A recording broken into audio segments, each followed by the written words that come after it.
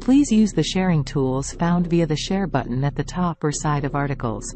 Copying articles to share with others is a breach of ft.com T&Cs and copyright policy. Email licensing at ft.com to buy additional rights. Subscribers may share up to 10 or 20 articles per month using the gift article service.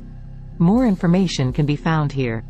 The writer is International Policy Director at Stanford University's Cyber Policy Center and serves as Special Advisor to Margrethe Vestager. Tech companies recognize that the race for AI dominance is decided not only in the marketplace but also in Washington and Brussels. Rules governing the development and integration of their AI products will have an existential impact on them, but currently remain up in the air. So executives are trying to get ahead and set the tone, by arguing that they are best placed to regulate the very technologies they produce. AI might be novel, but the talking points are recycled. They are the same ones Mark Zuckerberg used about social media and Sam Bankman-Fried offered regarding crypto. Such statements should not distract Democratic lawmakers again. Imagine the chief executive of J.P. Morgan explaining to Congress that because financial products are too complex for lawmakers to understand, banks should decide for themselves how to prevent money laundering, enable fraud detection and set liquidity to loan ratios. He would be laughed out of the room. Angry constituents would point out how well self-regulation panned out in the global financial crisis. From big tobacco to big oil, we have learnt the hard way that businesses cannot set disinterested regulations. They are neither independent nor capable of creating countervailing powers to their own. Somehow that basic truth has been lost when it comes to AI. Lawmakers are eager to defer to companies and want their guidance on regulation. Senators even asked OpenAI chief executive Sam Altman to name potential industry leaders to oversee a putative national AI regulator. Within industry circles, the calls for AI regulation have verged on apocalyptic. Scientists warn that their creations are too powerful and could go rogue. A recent letter, signed by Altman and others, warned that AI posed a threat to humanity's survival akin to nuclear war. You would think these fears would spur executives into action, but, despite signing, virtually none have modified their own behavior. Perhaps their framing of how we think of guardrails around AI is the actual goal.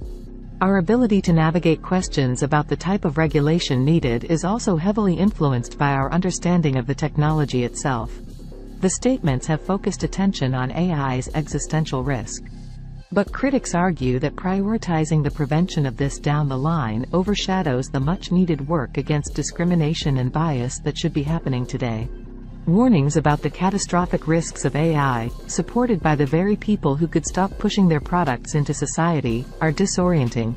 The open letters make signatories seem powerless in their desperate appeals.